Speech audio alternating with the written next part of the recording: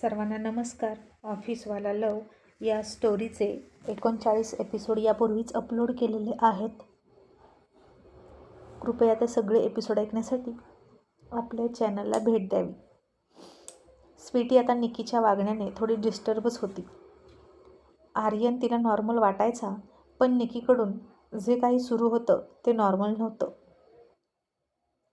आणि इतक्यात तिला परीचा फोन आला आणि स्वीटी त्या विचारातून बाहेर आली आणि परी म्हणाली, स्वीटी, ऋषीचा फोन आला होता का गं? तो काय म्हणाला? आणि स्वीटी म्हणाली, परी, तो तुझ्याशी परवा लग्न करतोय आणि तो ठाम आहे. आणि आर्यनला थांबवण्यासाठी त्यानं मला सांगितलेलं आहे आणि त्याच्यावर विश्वास ठेव, इतकंच त्यानं सांगितलं आहे. आणि इतक्यात तिकडून अस्मिता म्हणाली, स्वीटी बेटा, तू आर्यनला कशी थांबवशील? तो ऐकेल का? स्वीटी म्हणाली, बघते ना आंटी, तसा तो ऐकणार नाहीच, पण मी करेन काहीतरी आणि ऋषी मला सांगेल ना. आणि फोन ठेवला. आणि अस्मिताचा आवाज ऐकून तिच्याशी बोलून स्वीटीला ती त्या दिवशी जे काही म्हणाली विवेकला ते आठवलं. विवेकचं सुद्धा एक्स्ट्रा मॅरिटल अफेअर होतं आणि पुरुष हे असेच असतात. बिझनेसच्या निमित्ताने त्यांना सतत कोणी ना कोणी आवडत राहतं. हे तिच्यापासून लपलेलं नव्हतं. आणि आर्यनचंही तसंच असेल का? माझ्यासमोर तो नॉर्मल वागतोय, पण निकीसाठी सगळं काही करतोय. माझ्यासाठी जितका कासावीस झाला तितकाच कासावीस होऊन तो निकीसोबत हॉस्पिटलमध्ये गेला आणि तिला सोडायला सुद्धा घरी गेला. म्हणजे निकी त्याच्यासाठी इम्पॉर्टंट आहे, अगदी माझ्या इतकीच, असं स्वीटीला वाटायला लागलं. पण आता तो विचार झटकून दिला तिनं आणि आर्यनला कसं थांबवायचं याचा विचार करायला लागली. तो दिवसही तसाच गेला आणि रात्रही गेली. आणि सकाळी उठून आर्यन काम करत बसला लॅपटॉपवर आणि निघताना स्वीटीला म्हणाला, स्वीटी, माझ्या बॅगमधून जरा महत्त्वाचे पेपर आहे, ते जरा देतेस का? स्वीटी म्हणाली, हो. आणि ती त्याच्या बॅगमधून पेपर घ्यायला गेली. इतक्यात तिला त्याच्या बॅगमध्ये मुलींचा स्कार्फ सापडला आणि हा कोणाचा स्कार्फ आहे असा ती विचार करायला लागली.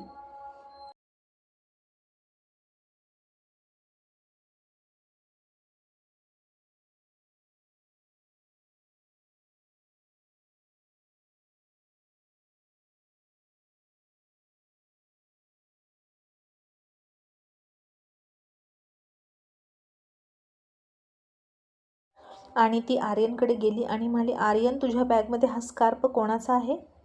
आणि आर्यन म्हणाला, ओ शिट, निकीचा स्कार्फ आला वाटतं माझ्याकडे, आता पुन्हा द्यायला जावं लागेल. आणि स्वीटी म्हणाली, आर्यन, असा कसा आला तिचा स्कार्फ तुझ्या बॅगमध्ये? आणि तू कालही गेला होता का तिच्या घरी?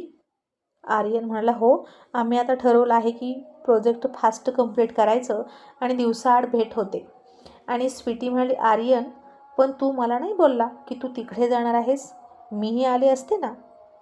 आणि आर्यन मला, स्वीटी, मला वाटलं तुझी तब्येत ठीक नाही म्हणून तू घरी थांबलीस आणि तू मला लंचसुद्धा पाठवलं नाहीस. काय झालं होतं? ते तर बरं झालं माझं निकीकडेच लंच झाला, नाहीतर मला उपाशी राहावं लागलं असतं. स्वीटी म्हणाली, आर्यन, मी का तुला उपाशी ठेवेन? पण मी काल विसरले खरंच, मी माझ्या विचारात होते.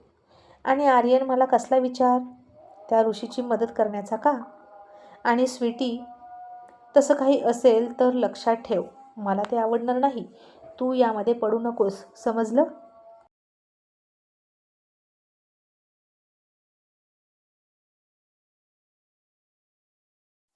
आणि स्वीटी थोडी गप्प बसली आणि ती पुन्हा म्हणाली, पण मला सांग, स्कार्फ बॅगमध्ये कसा येतो? ती फाईल थोडीच आहे असंच यायला फसून. आता स्वीटी बोलत होती आणि बोलणारच होती, कारण तिला हातात पुरावे सापडले होते आणि ती आर्यनला जाब विचारत होती. आणि आता ती कपाटात सुद्धा गेली आणि म्हणाली, आर्यन, हे बघ, तिने तुझ्यासाठी काय पाठवलं आहे. विथ माय फेअर लव. याचा अर्थ काय होतो आर्यन, मला कळेल का? आणि आर्यन वैतागून डोक्यावर हात ठेवून म्हणाला, कम ऑन स्वीटी, असा शब्दावर जोर देत चिडून म्हणाला, तुला जो काही अर्थ घ्यायचा आहे तो घे. फेअर लवचा तुला अर्थ कळत नाही का? अगं, फ्रेंडशिपमध्ये सुद्धा लव असतं गं, तुला कसं कळत नाही? एकमेकांची केअर वगैरे करणं हे लव असतं. तुला माझ्या आणि परीच्या फ्रेंडशिपचा काहीच प्रॉब्लेम नाही, पण माझ्या आणि निकीच्या फ्रेंडशिपचा का प्रॉब्लेम आहे हेच मला कळत नाही. तिनं माझ्यासाठी काहीतरी गिफ्ट दिलं, मी तिची मदत करतोय म्हणून. आणि तिनं मला हे सांगितलं होतं की मी तुझ्यासाठी काही हँकरचिप पाठवते आणि तिनं ते पाठवले गिफ्ट म्हणून. आणि तुझा काय प्रॉब्लेम आहे? आणि स्वीटी म्हणाली, आणि तुझा रुमाल जुना कुठे आहे तो? आर्यन म्हणाला, आता मी ते पण विचारू का तिला? इतकी छोटी गोष्ट. अगं मी तिला एक रुमाल दिला तर तिने मला 6 रुमाल दिले. इतकं मोठं मन आहे तिचं, आणि मी तिला एक रुमाल परत मागू का? आणि आता आर्यनला यात काहीच वावगं दिसत नव्हतं. एका मुलीकडे एका मुलाचा रुमाल कशासाठी हवा हे याला कळत नाही का? असं पण अशी संशय वृत्ती वाढली की काही कळत नाही.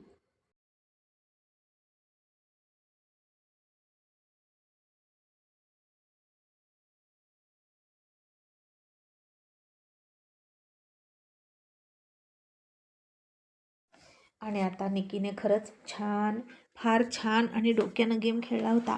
फक्त आणि फक्त स्वीटीला टार्गेट केलं होतं तिनं, आणि आर्यनला काहीच वाटत नव्हतं. आणि आता स्वीटीला त्याला विचारावंसं वाटत होतं की तू ड्रिंक करून आलास, तुझ्या शरीरावर ते लिपस्टिकचे निशाण कुठून आले? पण आता ते दाखवायला तिच्याकडे काहीच नव्हतं.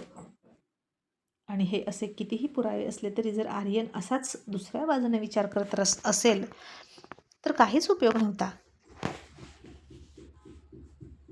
आणि स्वीटी म्हणाली, मी आजही ऑफिसला येणार नाही.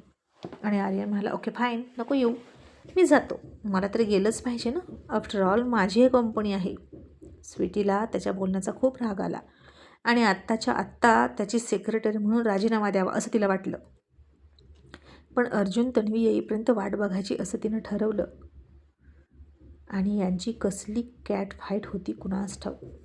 एकमेकांची किती काळजी करायची आणि लगेच भांडायचे सुद्धा. आणि एकमेकांना एकही मुद्दा माफ करत नव्हते. आणि इतक्यात आर्यनला कोणाचा तरी फोन आला आणि स्वीटी बोलता बोलता थांबली. आणि आर्यन कोणाला तरी म्हणत होता, तुम्हाला शक्य होईल तेवढं ऋषी तिवारीवर लक्ष ठेवा आणि विवेक अंकलच्या घराच्या बाहेरसुद्धा तुमची माणसं सोडा. मी सुद्धा तिकडे येणारच आहे आणि उद्याचा दिवस फार महत्त्वाचा आहे. उद्या सकाळपासून संध्याकाळपर्यंत त्याच्यावर नजर ठेवायची. आणि समोरून माणूस म्हणाला, हो पण तो पोलीसवाला आहे, आम्ही त्याच्यावर नजर ठेवायला गेलो आणि सापडलो तर तो अटक करेल. आणि आर्यन म्हणाला, त्यांना काहीही करू दे, मी आहे ना, मी तुम्हाला काहीही होऊ देणार नाही, तुम्ही फक्त तुमचं काम करा. आणि हे स्वीटीनं ऐकलं आणि फोन ठेवून आर्यन तिला म्हणाला, तू सगळं ऐकलंस ना, मग आता काय करशील, त्याला सांगशील का? आणि स्वीटी तिथून निघून गेली. आर्यन पुन्हा ऑफिसला गेला. मग तोही दिवस गेला आणि ऋषीने त्याच्या आणि परीच्या लग्नाचा ठरवलेला दिवस उगवला. आणि आता सगळेच टेन्शनमध्ये होते आणि सगळ्यात जास्त टेन्शनमध्ये तर परी होती. ऋषी काय करेल काय माहीत, आणि तो इथपर्यंत मला घ्यायला येईलसुद्धा, पण डॅड ते पुन्हा आम्हाला स्वतःचा जीव देण्याची धमकी देणार आणि त्यांनी स्वतःला काही करून घेतलं तर मी काय करू? मी इतकी स्वार्थी होऊ शकेन का की डॅडना मरणाच्या दारात सोडून ऋषीसोबत जाईन? ओ गॉड, मी काय करू? मला ऋषीसोबत बोलायचं आहे, पण कसं बोलू? परीला काही कळत नव्हतं. आणि आणखीन एक टेन्शन म्हणजे आर्यन. त्याचा राग तर वेगळाच होता. आणि सगळ्यांना सगळीकडे शांत ठेवून ऋषी कसं लग्न करणार होता काय माहीत. आणि त्यातूनही तो म्हणत होता की सगळ्यांच्या संमतीने लग्न होणार आणि सगळे खुश असतील. आता सरळ परीने डोळेच मिटले आणि देवाला प्रार्थना करत बसली, कारण तेवढंच तिच्या हातात होतं. आर्यन ऑफिसमध्ये होता तरीही त्याचं सगळं लक्ष इकडेच लागलं होतं. आणि अजून तरी ऋषी त्याच्याच ऑफिसमध्ये होता असं त्याला कळलं. आणि त्यानं अजून लग्नाच्या हालचाली कशी गेली नाही म्हणून तो चकित होता की विवेक अंकलनं परीला इमोशनल ब्लॅकमेल केलं म्हणून तोही शांत आहे, असा आर्यन विचार करत होता. विवेक तर त्या दिवशी घरीच होता. आर्यने विवेकला फोन करून म्हणाला आणि विचारलं, काय झालं अंकल? आणि विवेक म्हणाला, काहीच नाही, सगळं नॉर्मल आहे. मग ऑफिस सुटलं. आर्यन घरी आला. त्यानं त्याचं वॉलेट काढून ठेवलं, कपडे बदलले आणि फ्रेश व्हायला गेला. तसं स्वीटीनं जितके पण ड्रायव्हर होते त्या सगळ्यांना म्हणाली, तुम्ही आता घरी जा आणि सकाळी या, आता आम्ही कुठेही जाणार नाही. आणि तिने आर्यनच्या पॉकेटमधून त्याचं ड्रायव्हिंग लायसन्स काढून ठेवलं. आर्यन फ्रेश होऊन आला आणि त्याला ऋषीचा फोन आला. आणि ऋषी त्याला आमंत्रण देत मला, हॅलो मिस्टर आर्यन, मी निघालो आहे परीला घ्यायला. तुम्हाला म्हणाला होतं ना, मग मी चाललो आहे, शक्य असेल तर या. आणि आर्यननं आता पटकन फोन ठेवला आणि तसाच कपडे घालून पटकन गाडीत बसला आणि स्वीटीच्या अपेक्षेप्रमाणे स्वतःच ड्रायव्हिंग करत तो विवेकच्या घराच्या दिशेने निघाला.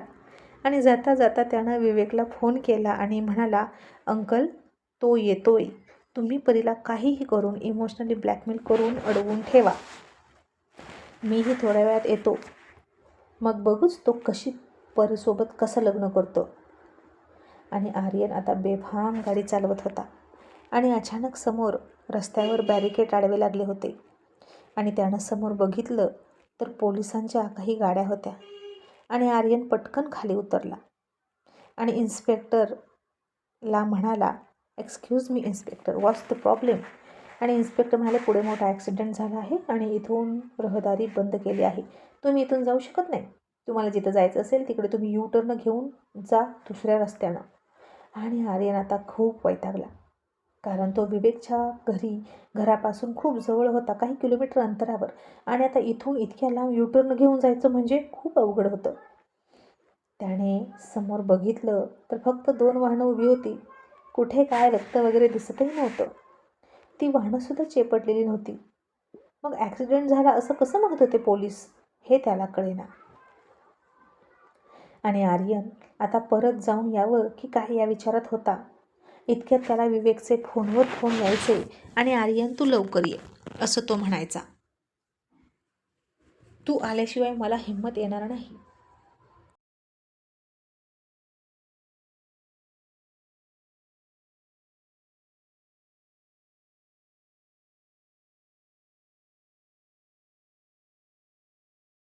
आणि आर्यन म्हणाला, अंकल मी काय करू, इथे ॲक्सिडेंट झाला आहे आणि रस्ता बंद आहे. आणि विवेक म्हणाला, ओके मी तिथपर्यंत तुझ्यासाठी माझी गाडी पाठवतो, तू त्यात बस आणि ये. आणि आर्यन आता त्या गाडीची वाट बघत बसला, पण तिकडून गाडी येताना सुद्धा तशीच अडवून धरली पोलिसांनी. आणि विवेक इकडून आर्यनला म्हणायचा, मी गाडी पाठवली आहे, अजून आली नाही का. आणि इकडून आर्यन म्हणायचा, अंकल मग गाडी आली का नाही अजून, किती वेळ झाला. आणि आता विवेकने ड्रायव्हरला फोन केला आणि त्या फोनवर एक इन्स्पेक्टर बोलत म्हणाले, मिस्टर बन्सल ही कार तुमची आहे का.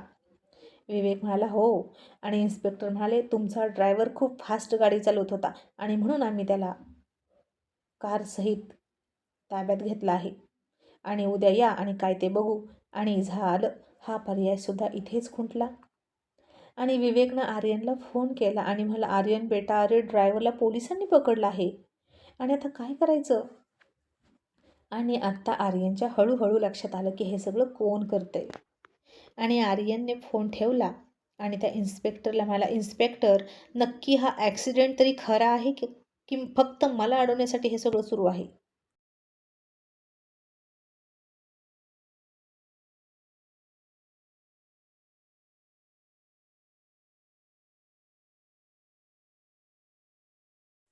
आणि ते इन्स्पेक्टर म्हणाले, एक्सक्यूज मी मिस्टर, इथे दिवस रात्र रस्त्यावर उभा राहण्याची आम्हाला हौस नाही, आम्हाला आमची ड्युटी करू द्या. खरंच ॲक्सिडेंट झाला आहे आणि लोकांना हॉस्पिटलमध्ये नेलं आहे. आर्यन मला, मग गाड्यांमध्ये काहीच बिघाड नाही, हे काही खरंच नाही, असं कसं. आणि ते इन्स्पेक्टर म्हणाले, तुम्ही आता आमच्याशी वाद घालूच नका, तुम्ही पटकन रिटर्न जा. आर्यन आता रागातच हात आपटला, कारण त्याला सगळं क्लिअर झालं होतं. त्यानं ऋषीला फोन केला आणि म्हणाला, तू आता असं पॉलिटिक्स खेळणार आहेस का, तू तुझ्या पावरचा गैरवापर करतोस आणि माझे रस्ते अडवतोस का. ऋषी आता हसला आणि म्हणाला, मिस्टर आर्यन, प्यार और जंग में सब कुछ जायज़ होता है और मुझे लगता है की ही लाईन तुम्ही तुमच्या प्रेमात खूपदा यूज केली असेल, राईट. तसं आर्यन आता फोनकडे चमकून बघितलं, कारण आर्यन तर काहीही करायचा प्रेमामध्ये आणि असंच बोलायचा आणि सगळं खपवून न्यायचा. पण आता हीच गोष्ट ऋषी करत होता त्याच्या प्रेमासाठी, तर ती त्याला खपत नव्हती. आणि ऋषी हसून म्हणाला, मिस्टर आर्यन लवकर या, तुमच्या एकुलत्या एक बेस्ट फ्रेंडचं लग्न आहे. तुमच्याकडे वेळ खूप कमी आहे. वेलकम असं म्हणून त्यानं फोन ठेवला आणि आर्यन पुन्हा रागातच बसला आणि त्यानं स्टेअरिंग भरभर भरभर फिरवली. पुन्हा रिटर्न गेला आणि काही किलोमीटर अंतर घेऊन दुसऱ्या रस्त्यानं विवेकच्या घरी निघाला. तर त्याही रस्त्यावर असेच आडवे बॅरिकेड लावले होते आणि त्याचा रस्ता अडवला. आणि तसाच बनाव ॲक्सिडेंटचा तिथेसुद्धा केला होता. त्याला पुढे जाऊ दिलंच नाही. आर्यनचा तिथंही थोडा वेळ गेला त्यांच्याशी भांडण्यात. आता शेवटचाच रस्ता उरला आणि आर्यन त्या रस्त्याने निघाला. आणि आता तो इतका पॅनिक झाला होता की त्याला कळलंच नाही की समोर एक गाडी आहे आणि नेमकी समोरच्या गाडीला त्याचा थोडासा धक्का लागला. अगदी थोडासा. कोणाचं नुकसानही झालं नव्हतं. आणि आर्यनने घाबरून त्याचा घाम पुसला आणि डोळे झाकले. आणि पुढच्या क्षणी डोळे उघडले तर समोर 4 पोलीस उभा होते आणि ते हाताची घडी घालून आर्यनकडे रोखून बघत होते.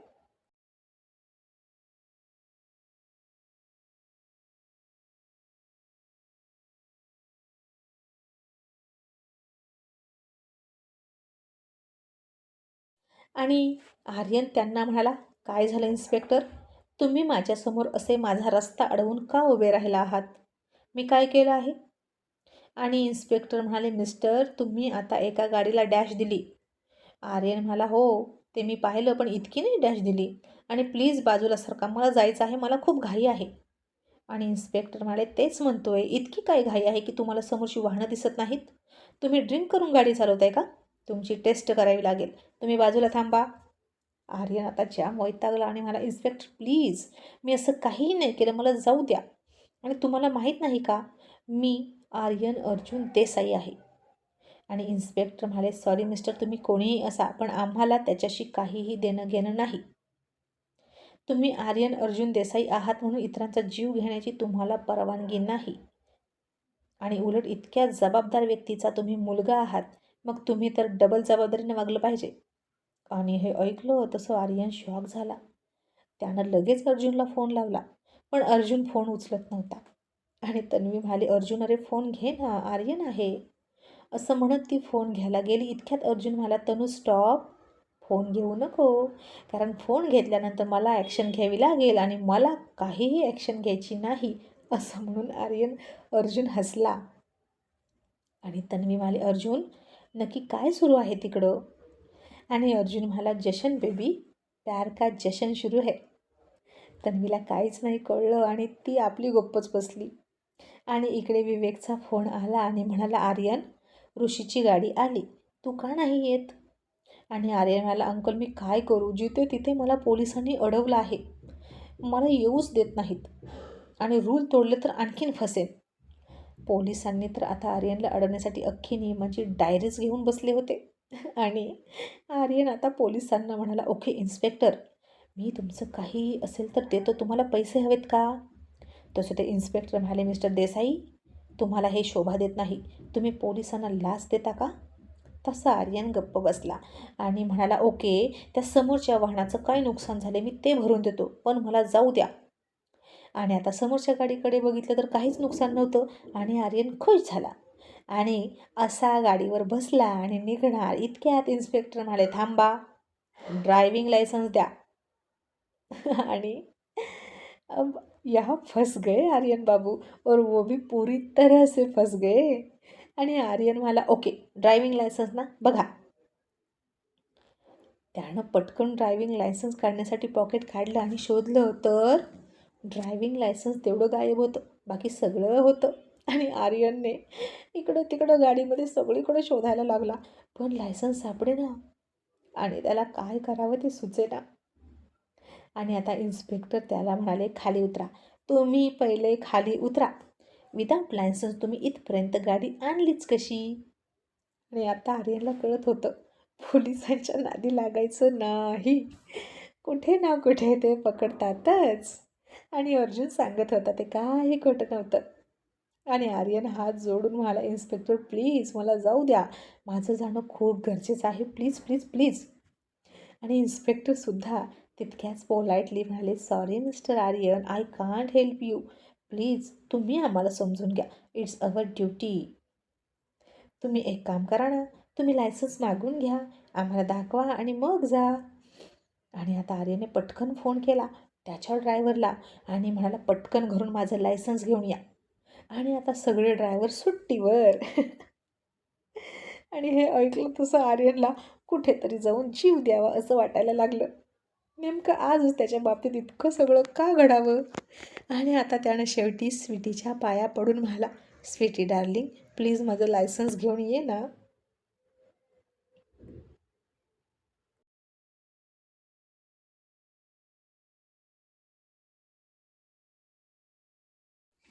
त्याची एनर्जी तर आता निम्मी इथंच संपली होती. आणि तो काय ऋषीला अडवणार होता? घंटा. आणि स्वीटी म्हणाली, ओके आर्यन, तू माझा नवरा आहेस म्हणून मी घेऊन येते, नाहीतर पोलीस तुला रात्रभर सोडणार नाहीत. पण तू माझ्याशी जे काही वागलास ना निकीवरून, ते मला अजिबात नाही आवडलं. पण आधी तू मला सॉरी मान. आणि आर्यन लगेच म्हणाला, सॉरी बेबी. आणि आता दीड तासाचा प्रवास करून स्वीटी इथे येणार आणि मग आर्यनची सुटका होणार. तोपर्यंत 9:30 वाजले होते रात्रीचे. आणि स्वीटी घरून निघाली. आणि इकडे ऋषी गेला. तो गेला, युनिफॉर्ममध्येच गेला. त्याच्यासोबत त्याची पोलीस फोर्स होतीच. त्यामुळे बाहेर आर्यनची जी काही माणसं होती त्यांना नुसतं डोळ्यांच्या जरबेनंच ऋषीनं बाजूला केलं आणि सगळे घाबरून बाजूला सरकले. आणि ऋषी फार रुबाबात परीला घेण्यासाठी गेला आणि मला परी, तसा विवेक बन्सल घाबरला.